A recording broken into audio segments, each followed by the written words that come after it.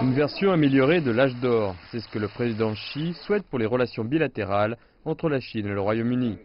Au cours d'un entretien avec la première ministre britannique Theresa May en visite à Beijing, le président chinois a déclaré que la Chine souhaitait travailler avec le Royaume-Uni afin de promouvoir leurs relations bilatérales.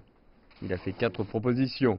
Tout d'abord, que les deux pays considèrent et façonnent le développement futur des relations bilatérales d'un point de vue stratégique et d'une manière globale.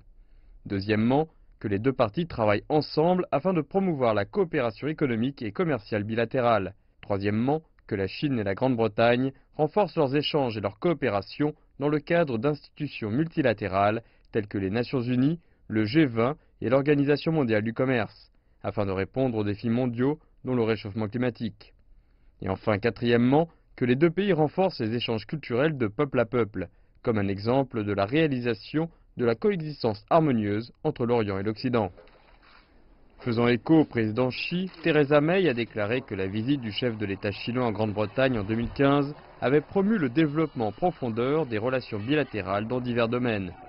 La Chine et la Grande-Bretagne sont d'accord pour accueillir un âge d'or au même moment.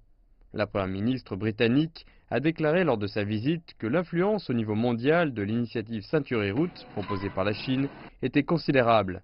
Elle a également exprimé son souhait de voir les deux pays coopérer dans ce domaine afin de dynamiser la croissance régionale et mondiale. Theresa May a également souligné la volonté de la Grande-Bretagne de coopérer avec la Chine dans divers autres domaines.